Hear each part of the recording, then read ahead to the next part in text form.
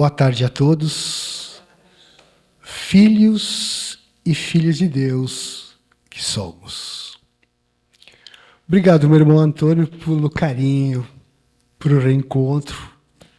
Obrigado, Casa de Luz, por abrir as portas para que nós, almas, nos encontramos. E aqui estamos.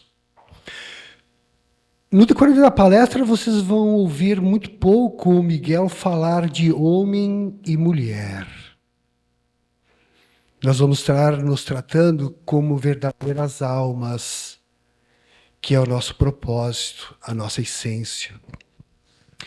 Vamos falar hoje um pouco sobre ansiedade e depressão. Um tema que conhecemos, ouvimos falar, vivenciamos em nossas vidas. Muitas vezes a ciência explica com teorias, muitas vezes na prática, como isso pode vir a acontecer, a neurociência, trazendo nomes diferentes para, muitas vezes, mais confundir do que ajudar. Ansiedade e depressão é um estado de ser que tem dois motivos, duas situações que nos impulsionam muito profundamente para esse estado. São duas situações que nós, almas, já trazemos de outras experiências de encarnação ou reencarnação neste ou em qualquer outra morada do Pai. Esta experiência nos acumulou uma persona, um ego, que toma a frente de todas as nossas atitudes, de todas as nossas respostas. Mas dentro desse corpo existe uma alma que habita essa roupa para viver uma experiência em um mundo. E aí que entra o conflito do ser humano, aonde a essência é levada em todos os instantes a praticar essas duas ações. A primeira é o desejo. Nós somos motivados desde a nossa essência a desejar algo ou alguém. Nós vivemos através do impulso de querer as coisas que o mundo material nos dá e muitas vezes nos convida ou nos obriga a consumir. Então nós somos motivados pelo desejo que nos leva naturalmente a viver o ansioso ou viver a ansiedade por buscar esse objetivo de ter algo ou alguém. Mas ele não vem sozinho, o desejo. A vida nos dá o segundo caminho, que esse é poderoso, é o competir. A vida nos obriga em todos os momentos da nossa história a competir. Em todos os sentidos. Todos nós aqui já somos vencedores porque nós fomos o espermatozoide que chegou em primeiro lugar na fecundação do ovo. Na história do ventre da mamãe, aonde a regra, nós passamos 9 meses recebendo toda a programação, todos os ensinamentos que já de cara a mamãe e o papai nos deu. Nós vivemos dentro do útero da mamãe, a alegria da mamãe, a tristeza da mamãe, a ansiedade da mamãe, as dificuldades que o lar tem. A discussão do papai e da mamãe, tudo isso nós aprendemos. E foi junto, lá no nosso inconsciente, como uma alma sendo preparada para vir viver uma experiência. E nós competimos, sempre. E aí um belo dia essa alma nasce. Aqui estamos todos nós, mas essa criança, esse bebê, já ao nascer já tem a primeira impressão da ansiedade. Alguém aqui tem coragem de dizer qual é a primeira ação de um bebê recém-nascido, demonstrando a ansiedade do mundo? Chorar. Eu cheguei. Eu tenho fome, eu quero carinho, eu quero colo. Inconscientemente,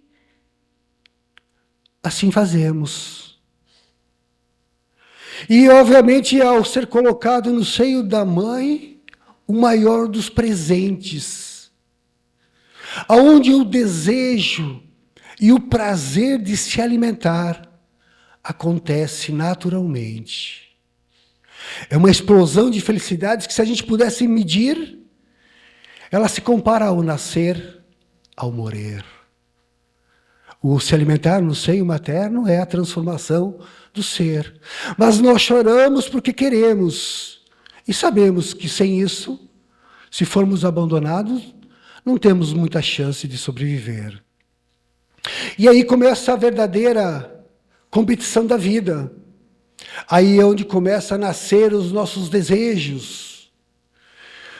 Alguns mais, outros menos, mas essa criança vai começar a crescer, ou seja, todos nós passamos por essa experiência. E é um belo dia, o que nos dava muito prazer, que era o peito da mamãe, foi nos tirado. Por motivo, não importa. Mamãe teve que voltar para o trabalho. Não importa o motivo. Mas isso me dava muito prazer. E foi me tirado isso. E me deram no lugar uma mamadeira. É gostoso, me alimenta. Não é a mesma coisa, mas tudo bem. Seguimos com a mamadeira. Mas não demora muito tempo, veio alguém de novo e disse, não mais, me deram uma chupeta. Eu lembrava da mamãe quando chupava a chupeta seca, sem gosto, do seio, do leite materno, mas tudo bem, é o que eu tenho para hoje. Vou viver essa experiência.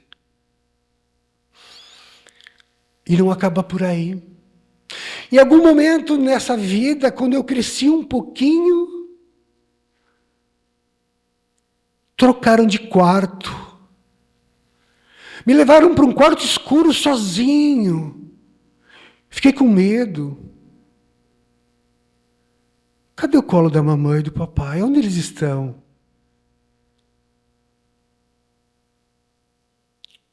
E a história não acaba por aí. Essa criança vai crescer, vai aprender a falar, a caminhar com os pais, no país que nasceu, com a língua que reencarnou. Ele vai crescer, ele vai começar a olhar para o mundo, e a tecnologia e o mundo atual vai ensinar ele a desejar. Uma roupa diferente, um celular, uma bicicleta, uma mochila. Essa criança naturalmente aprende a desejar as coisas porque o mundo oferece algo a ela. Mas não acaba por aí. Essa criança vai crescer, vai começar a ir para a escola, vai encontrar amiguinhos, vai encontrar coisas diferentes. E o desejo de ter é muito poderoso. Ele vai voltar para casa e vai nos cobrar. Mas muitas vezes o papai e a mamãe não têm condições de atender todos os desejos dessa criança. Porque nós fomos criança e um dia aconteceu conosco. E hoje somos pais. E essa criança vai crescer, vai se tornar um adolescente e vai conhecer a sexualidade e vai começar a desejar a menina mais bonita, o menino mais bonito. E aí os conflitos acontecem. E toda vez que um desejo não é atendido, naturalmente a depressão se aponta. ela chega em nossas vidas, nos frustrando de algo que não foi nos dado. E não acaba por aí. Essa criança vai crescer, vai entrar numa competição, tem que ter a melhor nota, tem que ser o melhor aluno, tem que ser o melhor filho, o melhor no esporte, tem que conquistar a menina mais bonita ou o menino mais bonito. Senão a frustração acontece. Mas não acaba por aí, não. Esse menino vai crescer, vai se tornar um adulto, concluiu com as escolas entre trancos e barrancos, em busca de uma nota que a vida obriga ele a ter. Muitas vezes se frustrando, e muitas vezes chegando em casa com um boletim, com uma nota não tão boa. Precisando de um abraço, de um carinho, de alguém, de um outro ser humano. E muitas vezes, e acontece muito, ouvi a seguinte frase: pô, você é burro, você nunca vai ser nada na vida. E não era isso que ele queria ouvir. Ele queria um carinho, ele queria amparo, ajuda, proteção. E assim não acaba por aí, continua, ele cresce, conclui com os estudos e aí entra numa competição muito mais ferrenha. Vai para a faculdade. E os pais muitas vezes não têm condições de pagar. E aí ele vai na pública, uma vaga para cada 1000 candidatos. Essa competição é muito, muito dolorosa. E aí um dia acontece, as frustrações vão acontecendo. Não conseguiu conquistar a menina do sonho porque tem um menino feio, o menino pobre, o menino com defeito. São poucos que são perfeitos fisicamente, são poucos que são ricos, que conquistam tudo o que querem. A gente não vê ninguém rico, 100% feliz. Mas não acaba por aí, esse menino vai para a faculdade e entra numa competição muito grande para se formar. Mas não acaba por aí não, um dia ele se forma e ele vai para o mercado de trabalho, vai competir, porque ele tem desejo de ter um bom apartamento, ele tem desejo de casar e dar o melhor para a família, ele tem desejo de comprar um bom carro. Mas atrás dessa competição mundana, ele precisa de um bom emprego, mas nem sempre ele consegue o que ele se formou. Ele pega o que sobra, o que tem, mas ele ganha muito menos. Ele não consegue manter os sonhos que ele tem. E aí a ansiedade e a depressão andam a cavalo. E não acaba por aí, não. Ele se forma, arruma um emprego, casa, constitui uma família, e o ad infinito continua e começa a se repetir quando ele tem um filho. Porque foi o que ele aprendeu, ele vai ensinar. Mas como entender isso? Para isso, eu vou pegar a minha colinha aqui. Quando Jesus, no Sermão do Monte, aí, Mateus, daquela sua sabedoria, no capítulo 6, versículo 33 do Sermão do Monte, ele nos diz as seguintes palavras: buscai, pois, em primeiro lugar, o reino de Deus e sua justiça. E todas essas coisas serão acrescentadas.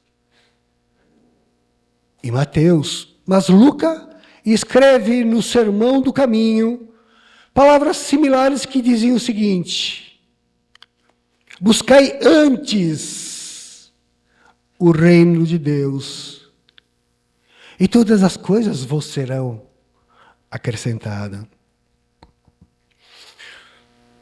Percebam que nós, na narrativa da história muito breve de nossa existência, onde nós fomos treinados a desejar e a competir, porque se nós acessarmos hoje a tecnologia, é simples: compre, compre, compre, compre, troque, troque.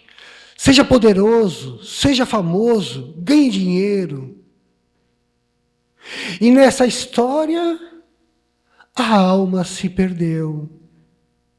E a nossa persona, nosso ego, que tem desejos, que tem vontade de competir, muitas vezes não se preocupa se vai passar por cima de algo ou de alguém, toma conta de nossa existência. E a nossa alma fica pedindo socorro.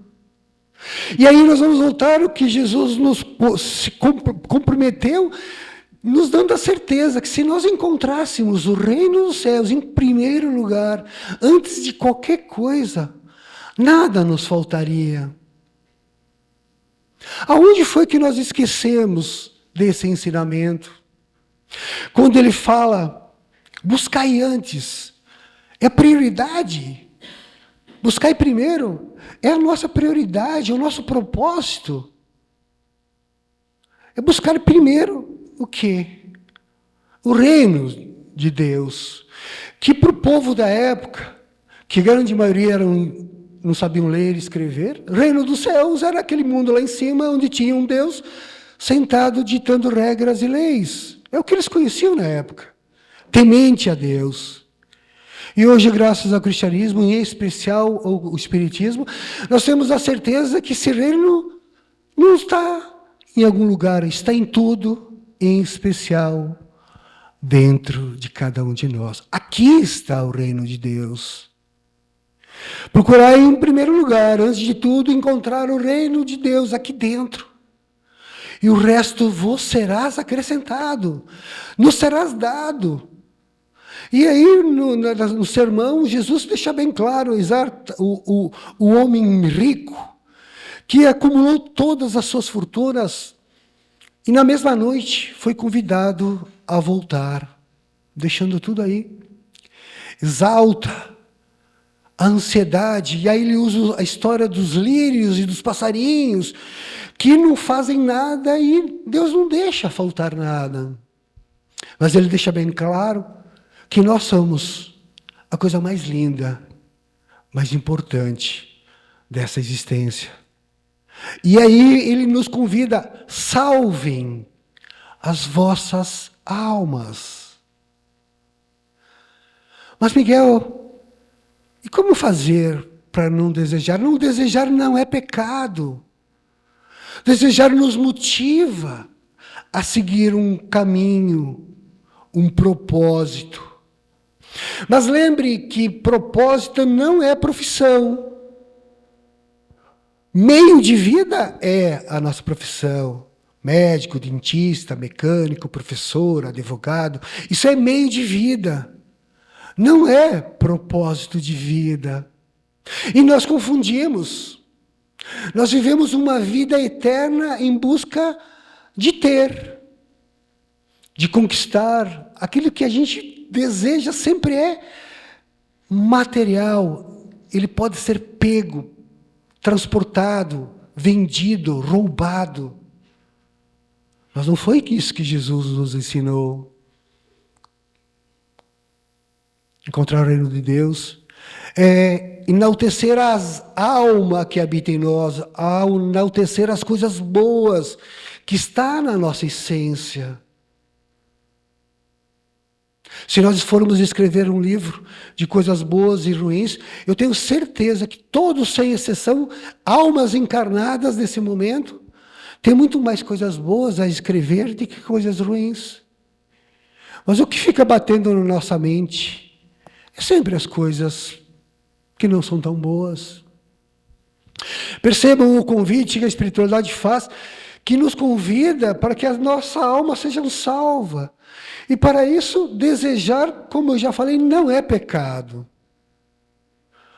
Mas a gente tem que colocar as nossas energias em algo e entender que lá na frente eles podem não acontecer. Porque nós não temos o domínio, o controle da nossa caminhada. A espiritualidade sabe o que é bom, o que é necessário para a nossa caminhada. Muitas vezes a gente deseja comprar um iate, mas um iate para quê? A gente chega lá na frente e não tem dinheiro para isso. Muitas vezes se sonha fora da caixa, fora da curva. E o que a gente convida é para encontrar a essência, para encontrar a alma, deixar a alma falar conosco. Sim, eu tenho vontade de trocar o carro, vamos trabalhar para isso, mas isso não pode ser prioridade só na nossa vida. Nós temos que lembrar do que Jesus também nos ensinou: dar a César o que é de César, dar a Deus o que é de Deus. Equilíbrio. Mas eu colocaria uma terceira pessoa nessa história. Não esqueça de dar ao ser o que é do ser. Trabalhar é importante, buscar a espiritualidade é importante, mas cuidar da nossa essência, da nossa alma, nos dá equilíbrio. E quando as coisas lá na frente não acontecerem como nós gostaríamos, nós temos a oportunidade de começar de novo, de fazer de novo, de dizer de novo. Se a gente desistir, a nossa alma perde. E o nosso ego, como ele é poderoso, ele quer ter razão sempre, os conflitos vão acontecer. Nós vamos discutir com a esposa, com o esposo, com o patrão, com os amigos, porque eu tenho a minha razão, ela tem a dele.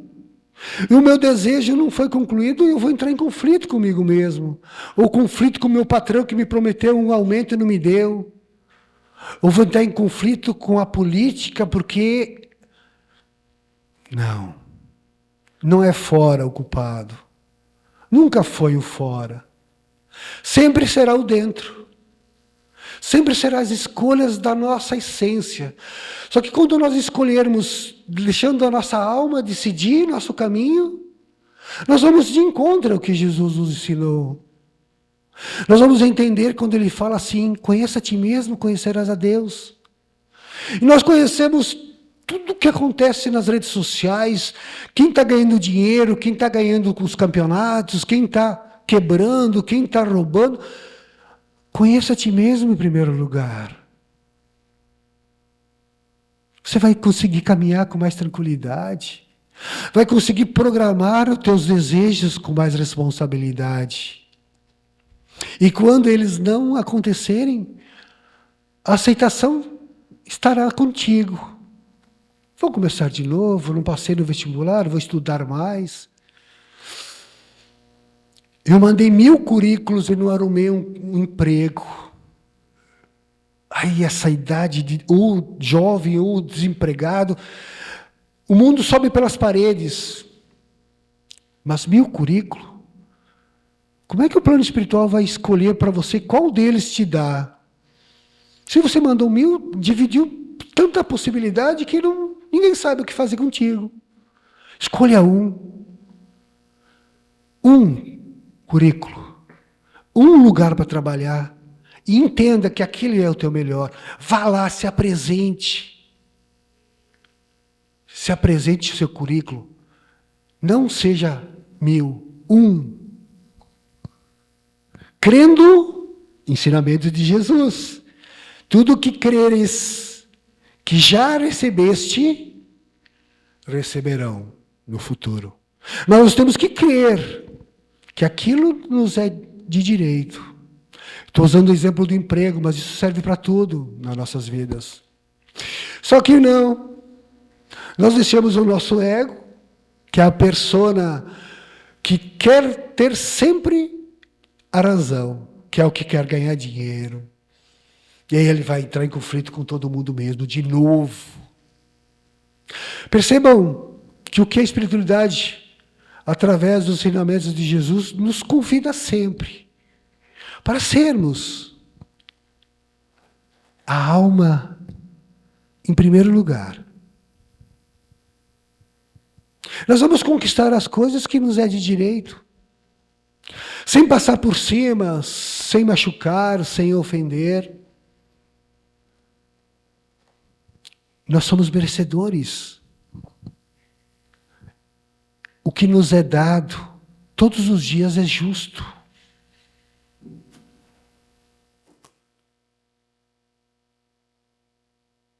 E todos os dias Quando nós abrimos os olhos de manhã, uma nova oportunidade de recomeçar nos é dada. Mas muitas vezes o relógio toca, a nossa meio de vida nos chama de uma forma tão violenta que levantamos muitas vezes da cama e a alma nem chegou. Ela está vindo ainda do astral. E sai um corpo desesperado, vai para o banheiro, toma banho, quando toma, lava os olhos, troca de roupa, se der tempo de tomar um café, toma, senão vai, porque eu preciso ganhar dinheiro. Quando não é 2 empregos, quando não é 3 empregos. Ou quando faz isso porque está desempregado, acorda mais cedo para ficar mais tempo pensando, tendo ideia de jirico. Achando que vai ser mais um dia ruim. Esse é o ego falando. O que a espiritualidade nos convida? Acordem com calma. Deixa a alma chegar, encaixar no corpo, se espreguice na cama. Veja o que aconteceu à noite, aonde vocês foram, que tipo de trabalho vocês foram fazer no mundo espiritual. Se não lembrar de nada, está tudo certo. Espreguice gostoso, sente na cama, põe os pés no chão e agradeçam. Faça suas preces. 5 minutinhos antes, põe o relógio para despertar, do horário normal, para poder fazer esse ritual de amor com o teu corpo, com a tua alma. Permitam. Aí vá para frente do espelho e de repente um milagre vai acontecer. Vocês vão se olhar e lá no reflexo do espelho, eu tenho uma surpresa para vocês. Lá está a vossa alma, refletida no espelho. Alma não se pode pegar, mas a gente sabe que existe. Então vamos brincar, imaginar que lá no espelho está a nossa essência, a nossa alma. Quem tem coragem de chegar, se olhar no espelho e dizer assim, bom dia, Miguel?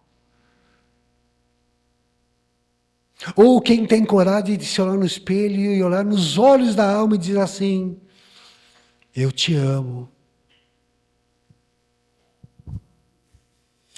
Vamos mais longe, quem tem coragem de se olhar no espelho e ter coragem de dizer assim, Miguel, me perdoe por ter falhado com você. Mas perdoe porque não importa, por ontem ou por hoje ou pelo amanhã, se porventura falhamos conosco mesmo, com alguém ou com algo, para meditar. Qual foi a última vez que a vossa alma se viu no espelho e falou, eu te amo? Ou qual foi a última vez que a vossa alma se olhou no espelho e falou, me perdoe? Isso que Jesus ensinou, que nós tínhamos que fazer isso conosco mesmo, para depois fazer com o nosso próximo, como a nós mesmos, nos amarmos e nos perdoarmos. Percebam como Jesus é lindo, maravilhoso em nossas vidas, e nos deu todo o caminho da alegria e da felicidade. Nós somos lembrados em cada palestra, quando fala de amor, sempre é lembrado disso. E a gente sai da porta e muitas vezes esquece. Vai sair desesperado para o nosso trabalho, porque tem que ir para o supermercado, porque tem que pagar a conta. Equilíbrio. E para isso, existem várias formas. Nós aprendemos a rezar desde criança. Pai Nosso, Ave Maria, o Santo Anjo, entre outras preces, que nós muitas vezes decoramos, mas nem sempre entendemos o que ela quer dizer. Nós aprendemos com Jesus a orar, a fechar os olhos e falar com alguém, com o nosso mentor que está sempre do nosso lado. Esse é o nosso verdadeiro encosto do amor, que nos segue sempre. Orar é falar com Ele. Falar com os nossos entes queridos, que muitas vezes estão próximos a gente. Ou com Jesus, ou com Deus, não importa. A gente fecha os olhos e ora. Mas a gente pode meditar sobre. Meditar é o caminho de ir para dentro. A tua essência, ela vai te ouvir. Ela vai te permitir construir um propósito de vida. E permitir que o amor aconteça em vossas vidas. Mas para isso, essa transformação precisa de mudança. A nossa alma tem que assumir o controle e nós temos que aprender a fazer mudanças. Transformarmos nesse ser de luz que é o grande objetivo de estar aqui. E nós temos os karmas. Sim, nós temos os karmas, isso já é falado muitas vezes. Mas por que não enaltecer os dharmas, as coisas boas que a nossa vida nos deu? A colheita está sendo feita. Os seres humanos estão colhendo nesse planeta tudo que foi plantado nessas histórias de milênios, ou de anos, ou de séculos. Nós estamos colhendo, individualmente, coletivamente, nós estamos colhendo. Não adianta ficar ansioso ou com medo da chuva. Ela sempre existiu no planeta. Os rios sempre subiram no planeta. Só que muitas vezes não tinha casa construída na beira do rio. E hoje nós estamos aqui. A gente está construindo na beira do rio. E o rio sempre subiu. Os morros sempre caíram. A natureza sempre se ajustou. Só que hoje a gente constrói nos morros. Os tremores, os vulcões sempre existiram. Só que hoje nós estamos aqui. Não adianta ficar com medo. Não adianta ficar ansioso porque o celular tocou com um alerta e eu nem vou sair de casa hoje. Equilíbrio. A nossa energia, o nosso medo, ele move montanhas. Mas Jesus falou que era a nossa fé, mas o medo também move. A energia de todo mundo pensando medo, pensando que o mundo vai acabar hoje, a energia constrói. Ela é poderosa. Então nós podemos, sim, fazermos mudanças também no que pensamos, também no que falamos. Mas em especial tem um lugar que nós temos que entender que ele é o fundamental para nossas vidas. E para entender esse órgão, nós temos que entender que quando o nosso espermatozoide campeão chegou lá no óvulo da mamãe, que gerou o feto, o primeiro órgão que começou a funcionar antes de ter pé, de ter cabeça, foi o coração. Aí está o poder. E a partir do bombear desse coraçãozinho minúsculo, foram formando tudo que nós conhecemos. Isso serve para qualquer ser vivo. Coração. Então aqui acontece as coisas boas em nossas vidas e as coisas ruins. Para a gente pensar. E para concluirmos, eu vou fazer um convite a todos. Só por um instante. Eu vou fazer uma jornada bem curtinha com vocês, para que vocês pensem no que vai ser dito para os nossos amigos e levem isso como lição de casa. Então, gentilmente, aqueles que quiserem, fechem os seus olhos. Imaginem-se num jardim maravilhoso, uma grama muito bem aparada, cheia de flores coloridas. Imagine-se caminhando nesse jardim, com árvores frondosas, lindas, maravilhosas. Mas de repente aparece um amigo, muito bem vestido, com uma roupa toda branca, lindo. Eu nunca vi esse ser na minha vida. Mas ele me parece ser amigo. E ele chega diante de nós, sorrindo. Ele nos diz a seguinte frase. Olá, querido irmão.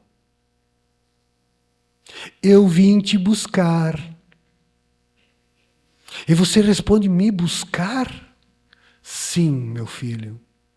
Eu vim te buscar. Você tem 10 minutos para fazer uma coisa. Uma coisa que você quiser. Mas somente 10 minutos para fazer. Depois nós vamos partir. E se esse convite estivesse acontecendo em nossas vidas agora? Que tivéssemos 10 minutos para resolver algo muito importante, mas uma coisa só. O que faríamos? Levem esse momento para os vossos lares e pense sobre isso. Gratidão a todos.